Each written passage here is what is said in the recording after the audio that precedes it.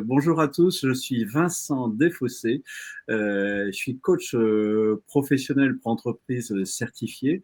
J'ai un peu plus d'une trentaine d'années d'expérience. Moi, Bangoon, déjà, mes origines, je suis ch'ti d'origine. Je suis né à Lille où j'ai fait mes études. J'ai fait un DESS marketing et un magistère marketing direct. Je suis intervenu pendant 13 ans dans des directions marketing, dans des grands groupes internationaux sur Paris. Et ensuite, j'ai tout changé. Je suis passé entrepreneur en m'adonnant notamment à ma passion qui est la plongée sous-marine et en créant une école de plongée à Marseille, dans la plus belle ville du monde, dans le sud de la France. Euh, un organisme de formation sous un format original et innovant qui forme aussi bien du débutant au moniteur, au plongeur scientifique, à la plongée extrême, puisque moi-même, j'ai pas mal de certifications dans le domaine. Je suis formateur de moniteurs en plongée extrême. Ce qu'on appelle plongée extrême, c'est les plongées avec du matériel particulier jusqu'à 100 mètres, etc. Cette aventure de gestion d'organismes de formation s'est terminée il y a 2 ans, puisque j'ai réussi un challenge extraordinaire, c'est de transmettre cette entreprise.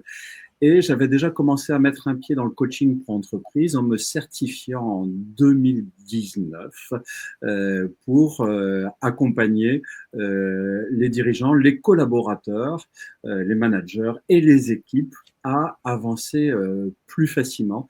Et bien sûr, mon coaching est forcément imprégné de mon expérience en plongée sous-marine.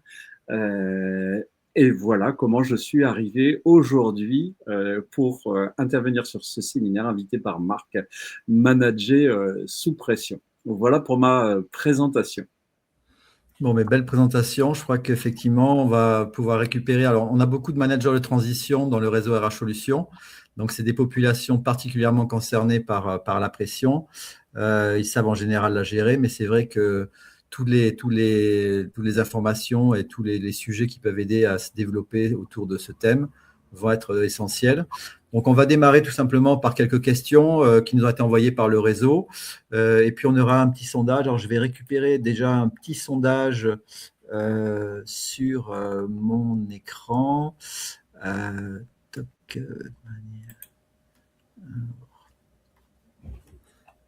Alors, je vais passer directement à la question, en fait. Le sondage viendra juste après.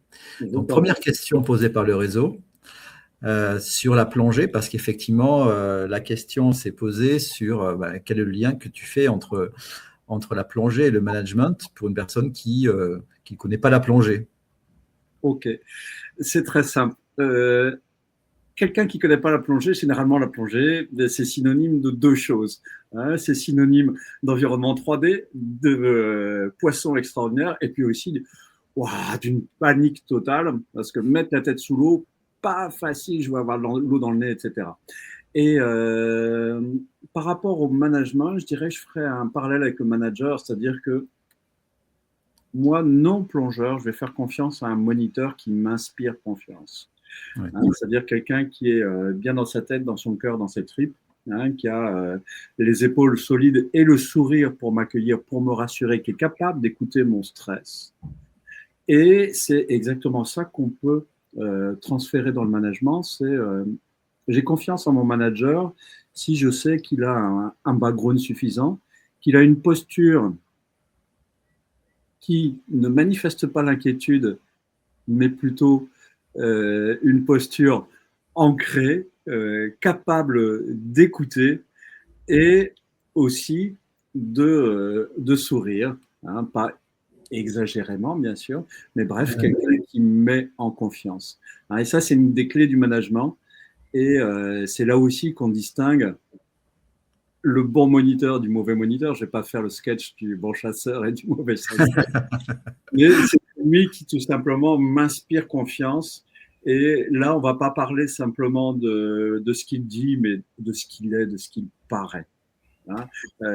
Comme tu le sais, Marc, et comme vous le savez, 80% de notre communication, elle est sur le non-verbal, sur lequel on n'a pas maîtrise. Vous n'avez qu'à regarder vos comportements actuellement. Vous nous regardez tous les deux, mais vous nous écoutez, mais surtout, vous regardez comment on est coiffé. Bon, elle est un peu facile, celle-là, mais comment on est habillé, etc. Et comment on se tient derrière la vidéo. D'accord. Ouais, effectivement, le lien est plus évident. Je crois que les personnes, effectivement, les managers de transition, ils ont effectivement cette capacité à s'intégrer facilement enfin, ils ont en tout cas intérêt, mais ils ont la capacité de s'intégrer rapidement dans les organisations. Même si ces métiers-là ont souvent été perçus comme un peu des cost killers ou selon les fonctions, les natures qu'on leur attribuait, des activités un peu difficiles.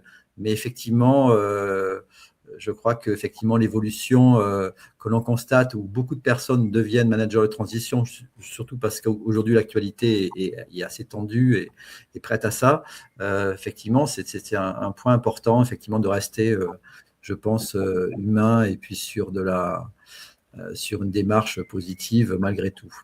Donc, merci pour cette première réponse. On va passer à une autre question enfin, toujours en lien, on va essayer de progresser un peu dans les questions, mais qu'est-ce qui fait que finalement, il y a une analogie? Alors, sur les termes, on va facilement les ressortir. Je suis sous l'eau, je suis coulé. On a ces analogies-là. Qu'est-ce que tu peux dire autour de ça, justement, entre les cas difficiles sous l'eau et les cas difficiles au bureau? Ok, alors je vais répondre avec 3 points. Le premier point, c'est celui dont j'ai déjà parlé, hein, c'est la mise en confiance qui est indispensable. Le deuxième point, je vais parler du lâcher-prise. Hein. Quand quand j'accueillais dans ma société un chef d'entreprise sur un bateau pour aller faire de la plongée, qu'il soit certifié ou qu'il soit débutant, Oui. waouh, c'est incroyable, comme quelqu'un que je ne connais pas, je suis capable sur une matinée, en l'écoutant, de savoir quelle est la situation de sa boîte, quels sont les problèmes qu'il rencontre, quelle est la situation dans sa vie personnelle, hein, sans rentrer plus dans les détails. Mais bref, il y a un lâcher-prise parce que je me sens dans un environnement qui se sent bien. Donc ça, c'est le deuxième point. Le premier point, hein, je le rappelle, c'est la posture. Une posture qui fait confiance, une posture ancrée, solide. Le deuxième point, c'est la capacité à lâcher prise. Et donc, lâcher prise, c'est aussi être aligné. Hein, c'est tomber le masque. Ensuite, le troisième point, je vais prendre mon expérience de la plongée souterraine. Hein. Tout à l'heure, je parlais, la plongée, ça fait peur, mais une plongée qui fait peur, hein, et ça, c'est même pour les plongeurs très certifiés, je suis passé par ces étapes-là aussi, c'est la plongée souterraine. Hein. La plongée souterraine, c'est partir en expédition dans des galeries. Hein, où là, il s'agit de travailler sur la préparation. Hein, une préparation très rigoureuse, hein, avec ce qu'on appelle en plongée le what if, c'est qu'est-ce qui se fait si ça passe mal. Et ça, le what if, c'est quelque chose qu'on a vraiment intérêt à faire en management, c'est toujours envisager qu'est-ce qui peut merder. Est-ce que c'est un manager qui va manquer? Est-ce que dans le cadre d'un live comme ici, est-ce que c'est une connexion Internet qui va lâcher et qui va tout faire flancher? Est-ce que j'accepte ce rythme-là ou est-ce que je double avec une deuxième connexion, un deuxième ordinateur? C'est vraiment pointer tous les aspects, hein, c'est-à-dire, on parle du start en plongée souterraine, hein, c'est vérifier tous les équipements, les compétences. Le 2, c'est le team, qui y a dans l'équipe. Qui y a dans l'équipe. Et ça, c'est très, très important pour savoir qui est senior, qui a plus d'expérience, qui est junior, qui a moins d'expérience. Parce que c'est là qu'on va pouvoir donner des degrés d'autonomie. Ensuite, c'est A pour R, c'est quelles sont nos capacités. On peut faire un parallèle avec le budget. Hein, qu'est-ce qu'on a comme budget? Oui. Est-ce qu'on le crame complètement? Est-ce qu'on fait plus 20, c'est pas grave? Ou est-ce qu'on va garder une réserve au cas où, hein, au cas où il y a un délai qui s'allonge, au cas où il y a une prestation qui a mal été faite, qu'il faille la faire refaire par quelqu'un. R, c'est la route, c'est où est-ce qu'on veut aller, comment on va y aller, quel chemin on prend. Et enfin, c'est le dernier T, c'est pour table en américain qu'on résume par stratégie de décompression, c'est comment on revient en sécurité de ce cap-là. Okay, et ensuite, l'autre parallèle que je fais, c'est ça, quand on est, et là il y a plein de parallèles à faire avec le monde dans l'entreprise, hein. Si je vous parle de galeries souterraines, c'est un peu l'incertitude quand on y rentre, c'est est-ce qu'il va y avoir du courant? Est-ce qu'il va y avoir de la visibilité, hein? Et c'est travailler là sur les 3 niveaux de conscience, qui sont les 3 niveaux de conscience que devrait avoir tout manager. C'est, premier niveau de conscience, c'est la conscience de soi, la conscience de soi-même. C'est qui je suis, qu'est-ce que je sais faire, qu'est-ce que je ne sais pas faire, quelles sont mes capacités, quelles sont mes limites. Ensuite, ça, c'est le premier niveau de conscience. Et ça, c'est vraiment important. Hein, sur le coaching de dirigeants, je travaille régulièrement sur 3 aspects au niveau de la conscience. Hein, c'est la vie pro, la vie perso et la vie intime. Et le troisième point, la vie intime, généralement, les personnes ont tendance à confondre avec la vie perso. La vie intime, c'est pas la vie avec ta femme, avec tes enfants. La vie intime, c'est le temps que je consacre à moi-même, qui me ressource moi pour être solide, pour encaisser les chocs. Et Dieu sait s'ils sont nombreux en entreprise, et Dieu sait si en plongée souterraine, on peut l'avoir. Donc c'est ce niveau de conscience-là, premier niveau de conscience, la conscience de moi. Ensuite, c'est la conscience de l'équipe. C'est dupliquer cette vision sur chacun des membres de l'équipe. Hein, tout à l'heure, je parlais de degré d'autonomie, savoir à qui est-ce que je peux donner de l'autonomie, et donc je peux donner carte blanche, à qui je ne peux pas en donner. Ce n'est pas pour autant qu'il est mauvais, c'est simplement qu'il a besoin de directives claires, nettes, précises, cadres. Et ensuite, savoir de quoi il est équipé. Hein, est-ce qu'il a une fiche de poste qui correspond effectivement à son poste? Est-ce qu'il a les outils, que ce soit des outils informatiques? Est-ce qu'il a le budget, etc., pour réaliser sa mission? Donc ça, c'est le deuxième niveau de conscience. Hein, c'est conscience des autres et conscience de l'équipe. Hein, ça veut dire aussi construction de l'équipe. Hein, tout à l'heure, je parlais, quelqu'un qui a un peu moins de connaissances, qui est un peu moins sûr, je vais peut-être pas le faire aller au casse-pipe et aller devant dans la cavité. Hein, je vais peut-être le placer en position intermédiaire, c'est-à-dire il y aura le leader le plus expérimenté, et ensuite, même le leader le plus expérimenté, il a presque intérêt à être derrière, mais quelqu'un de bien expérimenté en avant, hein, parce que si je mets un leader très expérimenté en avant, ce qui se passe, c'est que ça risque de foncer et d'aller trop vite. Et derrière, on perd les autres. Hein, ça, c'est valable aussi bien en management qu'en projet. Et le troisième niveau de conscience, c'est la conscience environnementale, la conscience de l'environnement, la conscience d'anticipation. C'est-à-dire, je me mets en position méta, hein, et ça, c'est de loin ce qui est plus difficile, surtout quand on est en situation de stress, en mode pompier, en mode gestion des urgences, etc. Mais c'est je suis là avec mon équipe en train de progresser et je prévois, j'anticipe déjà ce qui se passe au prochain virage. Qu'est-ce qu'il va y avoir au prochain virage? Qu'est-ce qui se passe s'il y a quelque chose qui n'est pas prévu là-bas? Et ça, c'est quelque chose, là aussi, on peut faire un parallèle complet avec l'entreprise. Hein, quand on est embourbé dans des tas de situations où des réunions ne se passent pas vraiment comme prévu et on doit garder le cap qui peut être modifiable, hein, oui. Et surtout se dire, OK, what's next? Où est-ce que je veux aller par la suite? Est-ce que ça va se passer comme prévu? Est-ce que j'ai un plan B, voire un plan C, si ça ne se passe pas exactement comme ça? Et ça, la conscience d'anticipation, c'est vraiment le top de la conscience pour un manager, hein, c'est-à-dire savoir reposer sur les deux niveaux de conscience et être serein avec ces deux niveaux de conscience construits précédemment. Si ces deux fondamentaux-là n'ont pas été mis en place, eh ben, on va au casse-pipe. Hein, on va au casse-pipe. Si je n'ai pas la capacité d'anticipation et si je suis juste dans l'opérationnel à me dire on avance et puis dès qu'il y a un pépin de se dire ah merde, il faut le gérer. Voilà. Donc c'est pour te dire que c'est exactement la même chose dans une galerie souterraine Ouais.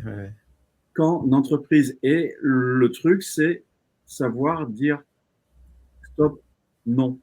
Et ça, c'est intéressant aussi hein, par rapport aux équipes. Hein. Dans une progression en plongée souterraine, on détermine toujours, et on peut faire un parallèle avec le budget, c'est je pars avec une certaine quantité de gaz. Hein, Oui. Gaz parce qu'on ne prend pas on prend pas uniquement le verre, on peut prendre des mélanges suroxygénés ou des Ouais, mélanges ouais. oxygénés en fonction de la profondeur, etc. C'est toujours déterminer ma pression de demi-tour. Avec Oui. une règle des tiers, j'ai un tiers à l'aller, un tiers au retour. Je dois théoriquement sortir avec un tiers. Le tiers de réserve, il sert au cas où. Mais ce qui est intéressant, c'est de se dire, on calcule ça pour chacun des membres de l'équipe. Et dès qu'il y en a un qui commence à avoir franchi le premier tiers, eh ben, on fait demi-tour, on aborte, on annule, on Ouais. écourte la mission. Hein. D'accord. Pas perdre quelqu'un dans l'épuisement que ça Ouais. pourrait entraîner. D'accord. Bon, mais c'est super clair. C'est vrai que l'exemple de la plongée souterraine que je ne connaissais pas, l'image est relativement angoissante, mais tu as réussi à expliquer comment effectivement on peut adoucir et sécuriser ce type d'expérience avec un peu de recul. L'analogie effectivement est évidente, hein, oui, c'est vrai. Alors, je rebondis sur l'expérience angoissante. Hein, je me permets. Ah oui, oui. Ça, c'est super, mais c'est juste une question augmenter progressivement sa zone de confort. Hein, Ouais, ouais, ouais. moi, la plongée souterraine, je m'y suis mis très progressivement. J'ai commencé il y a 15 ans par des petites entrées, etc. Oui, Et au fur et à mesure, avec des bons formateurs, des bons mentors, hein, d'accord. Oui, d'accord. de formation, j'ai pu arriver à être confortable, même 100 mètres d'entrée avec le bon matériel, etc. D'accord. Bon, bah, c'est plus rassurant comme ça. Très bien. Bah, écoute, je vais passer une autre question et puis en attendant, je vais lancer un sondage. Donc, n'hésitez pas à répondre sur le sondage sur votre ambiance actuellement au travail. J'espère que ce n'est pas trop stressant. Et je passe à une autre question. Et on aura la réponse tout à l'heure. Donc, n'hésitez pas à cliquer sur le sondage. Et je vais aborder une nouvelle question sur la notion de tempête. Donc, je vais fermer le sondage. Continuez à répondre au sondage puisqu'il s'affiche chez vous. Hop. Et puis, on aura notre réponse tout à l'heure. Alors, nouvelle question sur qui ressemble un petit peu à ce qu'on a vu précédemment sur des notions d'anticipation. Et c'est un point très intéressant, je trouve, puisque ça aborde le point clé des signaux faibles. Voilà. On en parle pas mal en marketing, dans différents secteurs. Effectivement, toute la difficulté d'anticiper, souvent, elle est permise parce qu'on va identifier des signaux faibles. Alors, qu'est-ce qui peut, pour toi, être des signaux faibles quand on est manager ou quand on est plongeur, justement, pour pouvoir anticiper ce qui se passe en plongée souterraine au coin du prochain virage?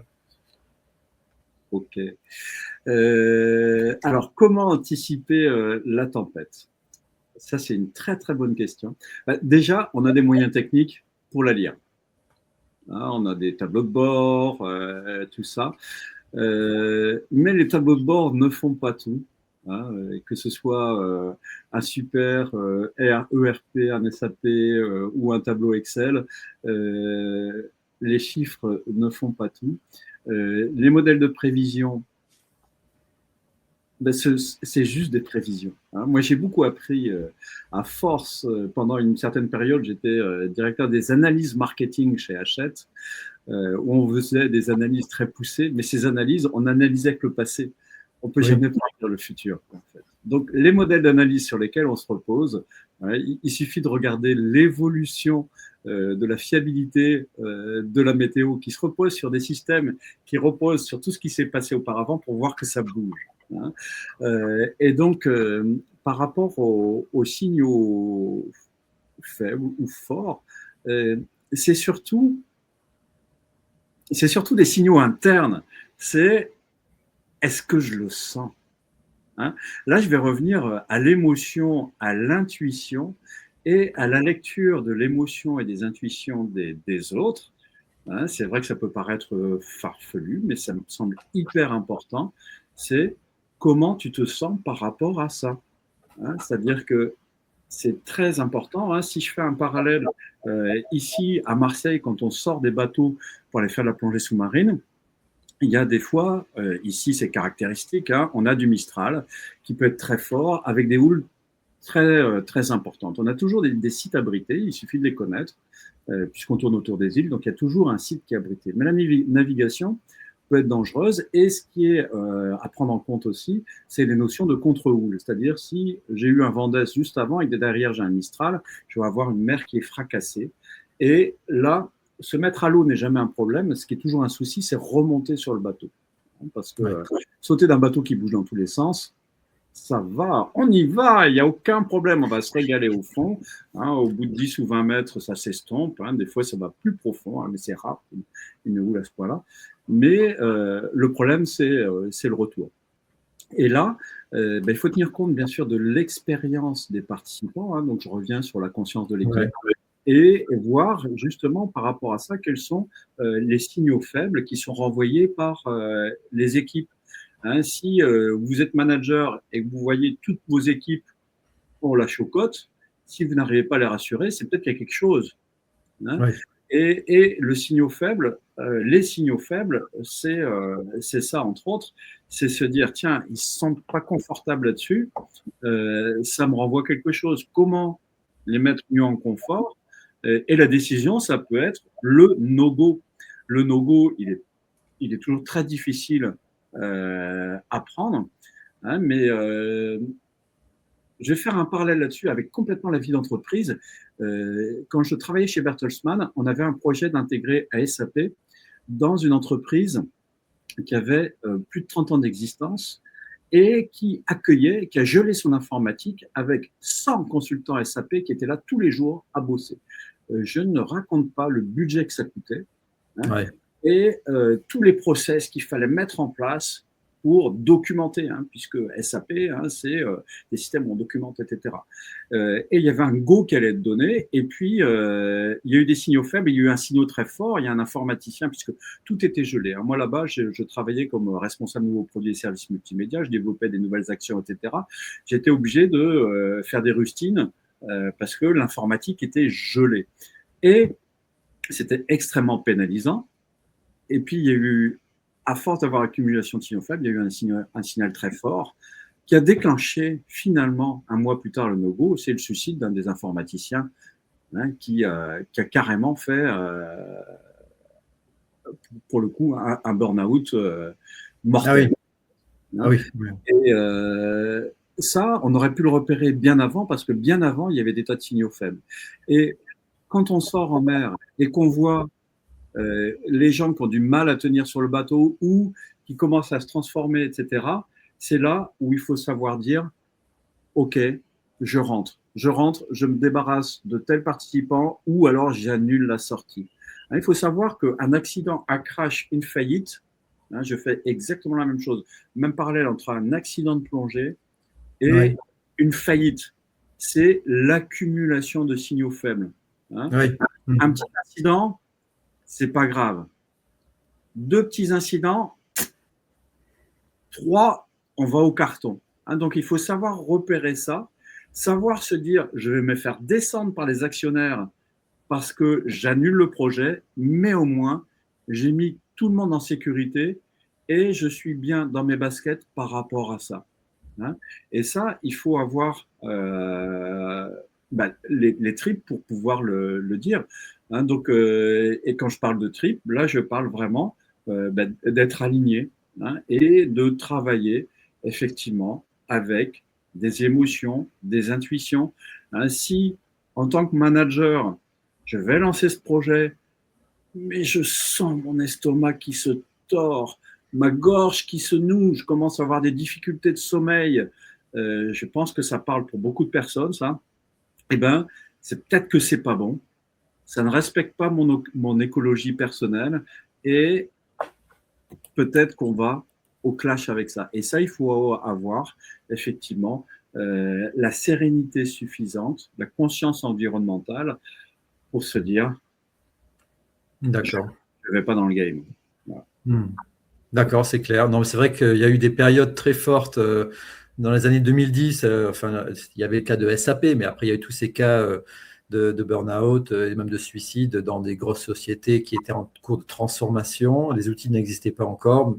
Aujourd'hui, ils se mettent en place. Je crois qu'il y a des questionnaires Everest qui mesurent les risques individuels au niveau du burn-out, mais c'est vrai que ce n'est pas encore répandu. Enfin, même si le sujet est totalement partagé, l'identification des risques est vraiment un peu dur à implémenter aujourd'hui, même en entreprise. Mais heureusement, effectivement, ces outils-là se développent. Donc, c'est clair, effectivement, que le risque doit être anticipé avec la capacité du manager à voir que des éléments ne sont plus alignés. Alors justement, une question sur l'accident. En plongée, donc il y a l'accident de la remontée trop rapide. En entreprise, c'est quoi cette remontée trop rapide? C'est la prise de décision trop rapide? C'est, à ton avis, quand ça se produit, c'est là au niveau de l'analogie?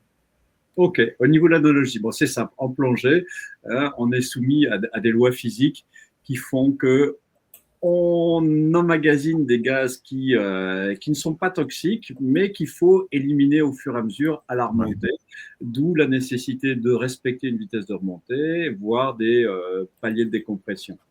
Euh, cette remontée et ces paliers de décompression nécessitent des ressources, hein. Tout à l'heure, j'ai parlé de gaz.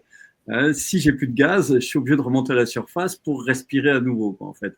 Et là, je risque l'accident, hein. Donc, c'est de ne pas cramer ces ressources trop tôt, hein, et de planifier ça, hein, c'est-à-dire savoir déterminer quand est-ce que je vais devoir entamer ma remontée pour avoir les ressources nécessaires pour faire cette remontée en tranquillité et en plus toujours garder un minimum nécessaire pour une intervention non prévue.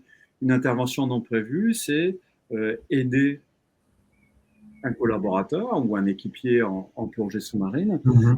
Donc c'est vraiment ne pas se laisser emporter par le bien-être que l'on a au fond. Hein, je vais parler aussi de l'ivresse des profondeurs, hein. Dès qu'on va plonger, quand on plonge à l'air en plongée loisir dans la zone des 40 mètres, on a, quel que soit le niveau, hein, après ça se travaille avec l'expérience, etc., mais de toute façon, on est dans un niveau de confiance modifié. Si bien qu'à 40 mètres, là tu as mis une photo d'épave derrière, je ne sais pas quelle profondeur elle est, mais si tu es là à 40 mètres, waouh, mais qu'est-ce que c'est génial, c'est bien, c'est top, c'est extraordinaire, je me sens bien, j'ai envie d'y rester longtemps. Et Ah oui. c'est où je peux, surtout par excès de confiance, hein, en Oui. me disant ah, jusqu'à maintenant, ça a toujours passé, hein. Et ça, la confiance, c'est quelque chose qui est très dangereux, surtout la surconfiance, hein, se dire jusqu'à maintenant, c'est toujours passé. On garde un tiers de réserve, ah, je l'utilise jamais, je peux aller un peu plus loin, hein. Et ça peut marcher, mais ça peut ne pas marcher. Le parallèle qu'on peut avoir par rapport à ça, c'est quand on est porté par les succès, hein, des succès commerciaux, des succès, par exemple, la sauvegarde qu'on doit faire tous les jours. Ça n'a jamais compté. Pourquoi pas la faire une fois tous les 3 jours, hein, se permettre une petite latitude, de par l'expérience. On sait très bien que le système informatique, il ne plante pas tous les jours. Oui, d'accord. Et on glisse, on glisse, on glisse. Et c'est là qu'on va risquer l'accident, parce qu'une perte de données, hein, il ne faut pas oublier une chose qui est importante. Aujourd'hui, on parle de technologie, on parle d'intelligence artificielle, etc. Il faut savoir que sans énergie, ça n'existe plus tout ça. Hein. Et le meilleur des managers, le meilleur des moniteurs de plongée, c'est celui qui est capable d'intervenir quand il n'y a plus d'énergie, en fait. Oui, d'accord. Hein, c'est ça aussi. C'est vrai que la situation, on l'imagine aussi dans l'entreprise, l'ivresse des profondeurs, effectivement, on s'aperçoit que parfois, pris dans le feu de l'action, on peut avoir une certaine plénitude aussi parce que l'action entraîne la dopamine et puis une hormone du plaisir. Et puis, effectivement, on peut reproduire ces schémas en entreprise, même dans des environnements pas forcément stressés, mais très animés. Effectivement, le danger, effectivement, c'est l'excès de confiance. Il y a un parallèle aussi dans l'excès de confiance. Hein.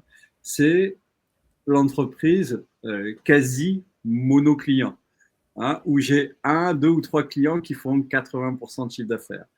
Et ça, c'est typique des faillites. Hein, c'est Oui. wow, avec ce client, on s'entend super bien. Ah, il nous a demandé de payer avec 10 jours de plus. Ah, c'est un super client, il a toujours bien payé. OK. Ah, 3 mois. OK. Et puis pendant ce temps-là, je crame mon BFR.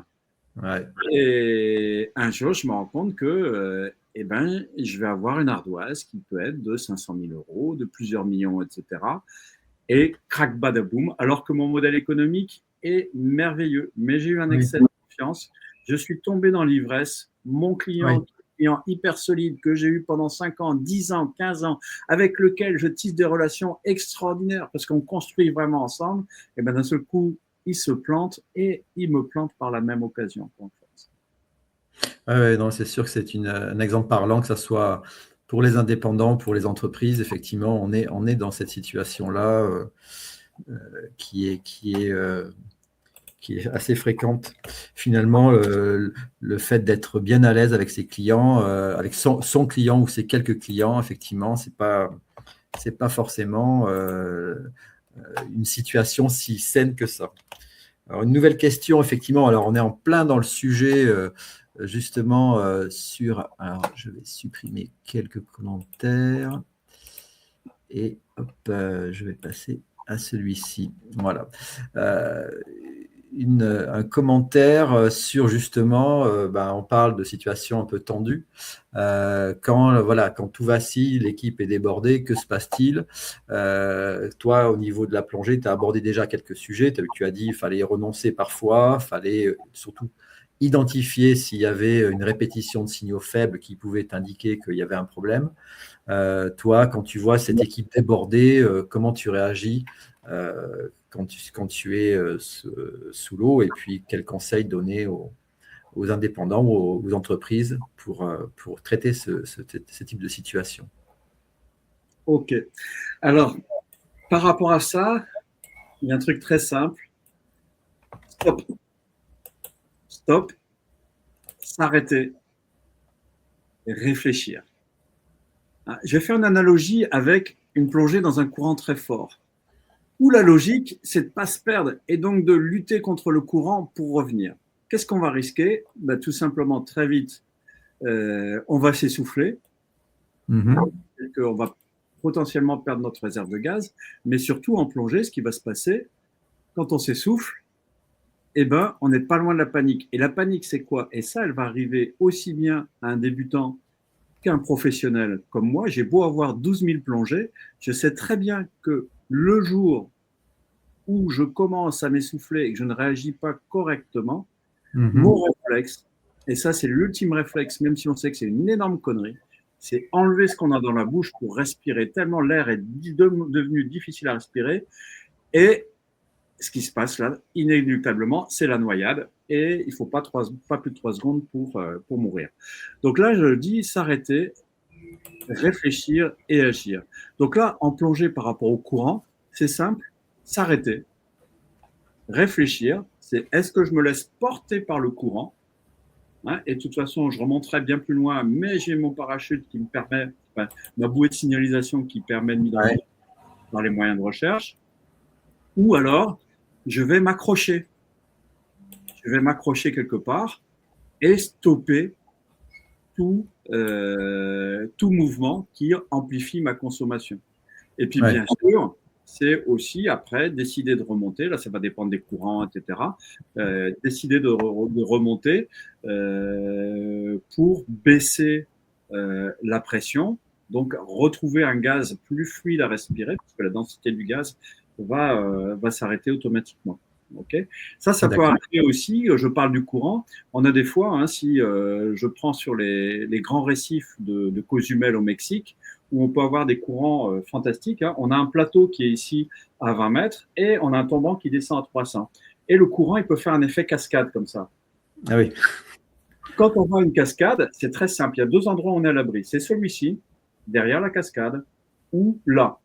Mais si on reste dans la cascade, eh bien, il y en a plusieurs qui sont plus ce monde à cause de ça, et ben, paf, qui se trouvent embarqués à des profondeurs où le gaz n'est plus respirable, où la catastrophe arrive. D'accord. Donc, ce que je suis en train de faire, là, je suis en train de perdre du temps puisque j'ai fait un silence. Et c'est ce que je conseille, c'est s'arrêter, réfléchir, agir. Hein, quand on fait le pompier, dans le mauvais sens du terme, parce que vous avez déjà vu un pompier intervenir, quand il arrive sur une scène d'accident, on a envie de lui dire, mais putain, bouge-toi, la personne est en train de saigner sur terre et il y en a certes qui s'en occupent et puis il y a quelqu'un qui est tout calme, qui prend les infos, etc. Et ben c'est cette démarche-là qu'il faut transposer en entreprise, c'est accepter, c'est pas facile à dire, hein, mais de perdre du temps, prendre du temps qui va être précieux pour analyser la situation, même si on est dans un brouillard total, oui. Et essayer de trouver les meilleurs choix possibles, qui doivent être les plus simples. Hein. Si on veut des réponses simples, il faut avoir une réflexion simple. Hein. Donc, en plongée, quand on se retrouve sur un courant en cascade comme ça, ben c'est simple, hein, c'est je me déporte, et là, je suis à l'abri. Et là, je peux réfléchir, et je suis hors de danger. D'accord. C'est vraiment accepter de s'arrêter pour réfléchir, souffler aussi soi-même. Hein, parce que l'essoufflement en plongée, hein, il vient comment? C'est comme tout essoufflement. Hein, c'est comme quand on court pour choper un bus qu'on voit sur le départ, quoi, en fait. Hein, l'essoufflement, tout simplement, on respire ici tout en haut, et donc on n'élimine pas le CO2 qu'on a accumulé. Alors que si on se force à souffler, ça c'est ce que tout sportif a appris, hein, si on se force à souffler, on évacue ça et on peut commencer à reprendre une respiration normale. Alors que si on reste dans l'urgence, dans la gestion des urgences, etc., c'est comme un essoufflement. Hein, on ne renouvelle pas l'air qui est là et on reste dans le CO2. Le CO2 qui est le déclencheur de la respiration, hein, c'est-à-dire l'urgence appelle l'urgence et appelle l'urgence et appelle l'urgence jusqu'à le burn-out, la faillite, d'accord. où je vais retirer mon détendeur et respirer de l'eau. Hein, et comme on dit en plongée, il vaut mieux respirer n'importe quel gaz que n'importe quel liquide. Oui. Justement, je rebondis. J'ai une question sur la partie respiration dont tu as parlé précisément. Voilà. Est-ce que tu peux justement approfondir un peu ce thème de la respiration qui est vraiment au cœur du sujet? Ok. Ben là, je vais rebondir sur quelque chose qui m'est arrivé sur du coaching en management que j'ai fait pour un chef d'entreprise. C'était en Afrique de l'Ouest, au Bénin, hein, où il y a une culture managériale qui est vraiment différente de la culture européenne, où on est vraiment sur le management plutôt patriarcal, très hiérarchique, etc. Et il était en furie par rapport à un chantier qui ne marchait pas, il voulait virer tout le monde, etc. Et ce qui n'était pas forcément la meilleure des solutions, c'est-à-dire qu'il supprimait un problème, mais il s'en créait d'autres, en fait. Et donc, je lui ai dit, juste avant de descendre dans la voiture, reste 3 minutes, on va faire quelque chose. Et ce qu'on a fait, c'est simplement ce que je conseille aussi sur les personnes qui partent plonger. C'est, je vais peut-être pas faire l'exercice maintenant, ce serait peut-être un peu long, mais c'est, je fais 3 apnées inspiratoires, hein, Ouais. entre lesquelles je mets un peu de temps de récupération tranquille, puis 3 apnées expiratoire. Donc, il y a plusieurs méthodes, hein. Il y a aussi la respiration carrée, etc. Mais celle-là, elle marche bien. Le but par rapport à ça, c'est de toute façon, ça diminue la fréquence cardiaque, ça diminue le Oui. stress. Hein, donc, je vais faire un petit peu, hein, rapidement. C'est je bloque, je respire normalement, je bloque, je respire normalement, je vous le fais en accéléré. Et puis après, c'est Ouais. je bloque, je respire normalement, je bloque, je respire normalement. Et si vous faites ça, bien sûr, beaucoup plus lentement que je viens de le faire, vous allez sentir quelque chose qui va changer chez vous. Et alors, la petite histoire, hein, c'est que par rapport à ça, ça lui a fait un bien fou parce que il était plus foudrage, hein, il n'avait plus envie de parler ni quoi que ce soit. On s'est mis dans son bureau, on a pris 3 minutes supplémentaires Ah oui. et je lui ai suggéré de développer quelque chose qui est très peu connu dans ce type de management, c'est de travailler sur l'interaction, l'écoute et la participation. Et la réunion a connu une issue complètement différente de Ouais. ce qu'elle aurait pu être, en fait. C'était assez génial. Ah ouais, c'est un bel exemple. Oui, c'est vrai que une petite pratique de ce type-là. Après, on sait que les Américains, l'armée américaine aussi a développé des techniques de cet ordre pour que les soldats s'endorment n'importe où. Enfin, la partie de respiration, retenir sa respiration, souffler. Effectivement, c'est une chose à creuser parce qu'il y a beaucoup de bénéfices à en retirer, à la fois pour se calmer, pour dormir, pour voilà, prendre du recul. Bon, c'est une belle issue dans ton histoire. On va Exactement. passer à quelques exemples sur justement, comme il nous reste 10 minutes à peu près, sur les managers que tu as accompagnés, parce que tu accompagnes les entreprises, tu accompagnes les managers dans les entreprises.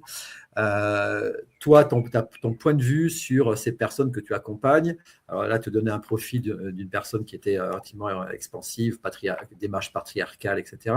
Mais quel est le profil des personnes qui ont du mal finalement à rentrer dans ton projet, dans ce moule, voilà, et pourquoi des personnes bloquent finalement sur ces méthodes qui sont quand même positives assez rapidement, qui produisent leurs effets assez rapidement.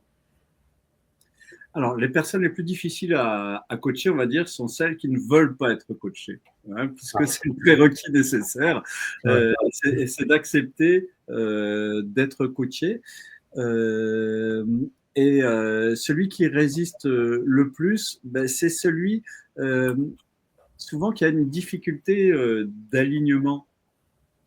Hein, justement, quand on parlait des 3 vies pro, perso, intime, c'est quelqu'un qui a généralement privilégié un peu trop le côté pro, qui est ouais. devenu ou qui est hyper autonome et indépendant et qui n'a besoin de personne.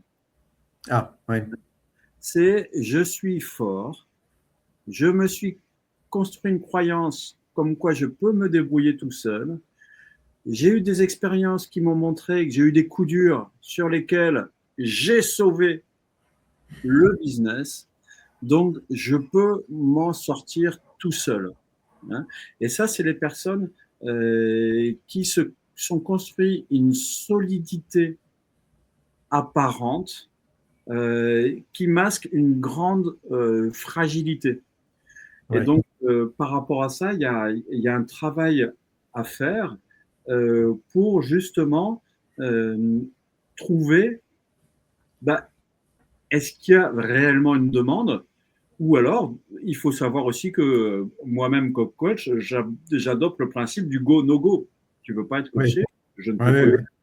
oui. Hein, et sachant que le coaching, il faut bien comprendre que je ne suis absolument spécialiste de rien, si ce n'est du coaching. Et indépendamment des outils, parce que des outils, il en existe des tas, c'est la posture qui est la plus importante. Hein. La posture, c'est ce qui permet d'analyser un problème, c'est ce qui permet de détecter une panne et ce qui permet de trouver des solutions. Et moi, par rapport à ça, je n'apporte pas comme un consultant des solutions que je vais personnaliser par rapport aux demandes qui sont en face. J'arrive simplement avec ma posture qui est essentiellement basée sur l'écoute. Hein, là, aujourd'hui, je parle beaucoup, mais c'est normal. Mais en termes de coach, ce que je cherche, c'est vraiment à écouter mes interlocuteurs, à leur libérer la parole et à trouver leur propre solution. Ce serait très prétentieux de ma part de dire que j'ai une solution pour toi. C'est mon client qui est l'expert. Et c'est lui qui peut trouver ses solutions. Et le fait de lui offrir un miroir, un espace de réflexion, du temps pour lui. Hein, on rejoint un peu l'aspect vie intime. C'est je t'offre une fenêtre où tu es le pivot central. C'est toi, je t'offre un effet miroir, je t'offre l'occasion de parler avec des notions de confidentialité, des notions de réflexion, des notions de mais ce projet pour lequel je prêche à tout prix, est-ce que c'est vraiment le bon projet? Est-ce qu'il n'y a pas une autre solution? Ou alors, oui, ce projet il est complètement aligné, et pour le mettre en place, qu'est-ce que je dois mettre en place? Comme je disais à l'instant, moi, je ne suis pas un apporteur de solutions, je facilite la façon de trouver les solutions. Hein, ce projet qu'on a envie de lancer en entreprise, ça fait 3 ans qu'on en parle, mais on n'a jamais avancé dessus parce qu'on n'a pas le temps, parce qu'on fait le pompier, parce qu'on gère des urgences. Eh bien, avec des interventions de coaching, c'est incroyable comme on peut accélérer, catalyser la mise en place, parce que de ce projet qui part très très haut, eh ben, il y a les petits pas à construire. Et l'idée du coaching, c'est vraiment de mettre en action par rapport à ça. Donc, pour répondre à la question, les managers les plus difficiles à coacher, c'est ceux qui n'ont pas envie d'être écoutés, eux, hein, mais qui sont sûrs, qui se sont construits par eux-mêmes et qui n'ont besoin de personne. Et puis après, il y a des personnes qu'on ne peut pas coacher, hein, c'est les personnes toxiques. Hein, on a un principe en plongée, tout gaz est respirable, tout dépend de sa pression partielle. Hein, tout dépend de la profondeur. Par exemple, l'air est respirable jusqu'à 40-60 mètres. En dessous, ça devient dangereux. On passe sur d'autres mélanges gazeux. Quand on plonge en recycleur, hein, je suis moniteur recycleur, on part avec des machines qui font pas de bulles, etc. C'est merveilleux, ça recycle ce qu'on prend. Là, on respire toujours, on a toujours du gaz. L'essentiel, c'est de savoir quel gaz il y a dedans. Parce que l'oxygène, qui est un gaz vital, s'il y a une pression partielle supérieure à 1,6, on risque l'épilepsie et la noyade derrière. Et donc, la seule solution, c'est de trouver des solutions pour épurer le gaz ou décider de sortir de la boucle avec un gaz additionnel que l'on a. Et donc, pourquoi je parle de ça? Parce que je parle de toxicité. Hein, il y a des personnes qui peuvent être toxiques dans certains cas ou qui sont toujours. Et là, on est plus sur un travail de thérapeute. Oui, oui, oui. Là, ce n'est pas mon job, en fait. Oui, oui, oui. Ça touche à des sujets, effectivement, qui ne relèvent pas de ton activité. Ça peut relever de sanctions et de discipline. Donc, on change de sujet. Dernière question sur ce qu'il faut retenir en fait de ton intervention sur l'audience qui est présente à ce live. Qu'est-ce qu'on peut retenir comme habitude? Alors moi j'ai retenu effectivement l'anticipation. Il y a une notion de planification de projet qui est toujours qui fait écho un peu à nos métiers. Parce que effectivement anticiper c'est aussi planifier.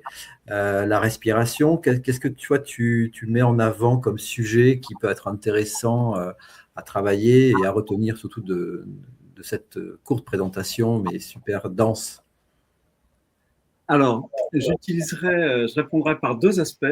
1, la visualisation et 2, le renforcement positif.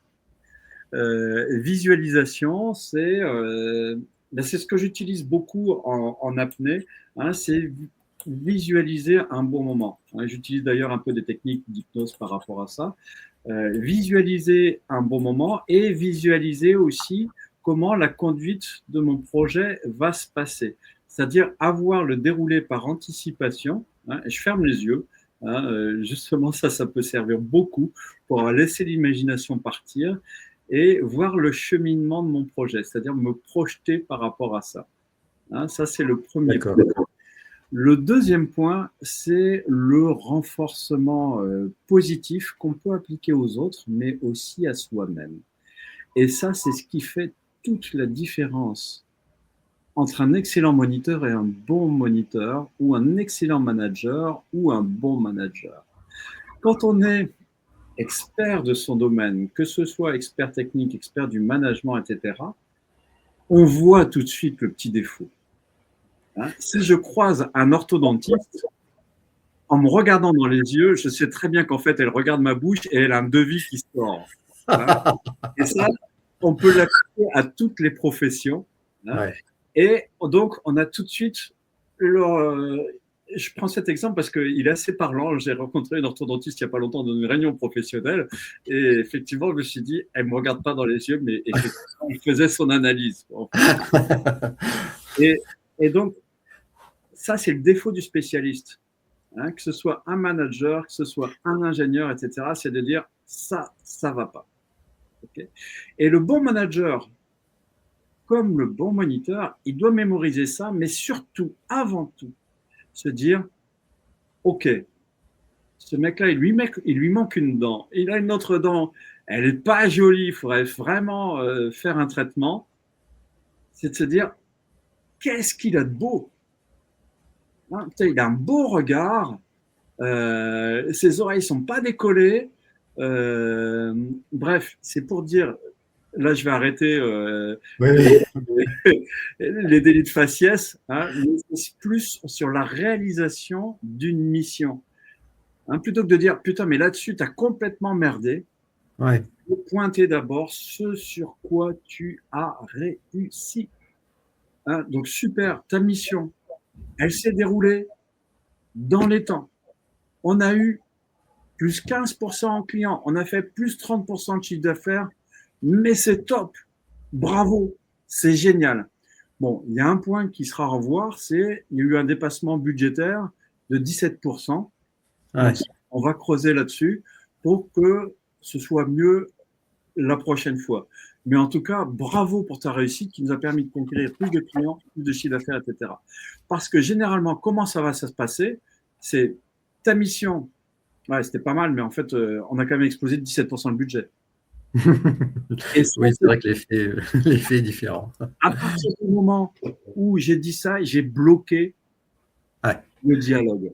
Hein, si je sors de l'eau avec quelqu'un qui a plutôt pas mal réussi, mais qui a fait une panique lorsqu'on lui a demandé d'enlever son masque, et que je sors de l'eau, je dis putain, ça, il va falloir vraiment le retravailler, parce que ça, si tu continues à faire ça, mais tu te rends compte, là, c'est à 3 mètres, tu vas mourir si tu ne sais pas faire ça.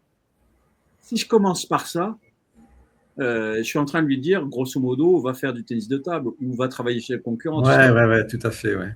Alors que si renforcement positif. Voilà, renforcement positif, ça c'est quelque chose qu'on oublie, mais très très rapidement. En fait. Hein, c'est se concentrer pour se dire, ok, même dans un cas extrême, il a fait que de la merde, mais il y a quand même un truc qu'il a bien fait. Après, il ne faut pas que ce soit faux. Hein, oui. Il ne faut pas que ce soit faux, c'est-à-dire que tout débrief doit être argumenté, justifié.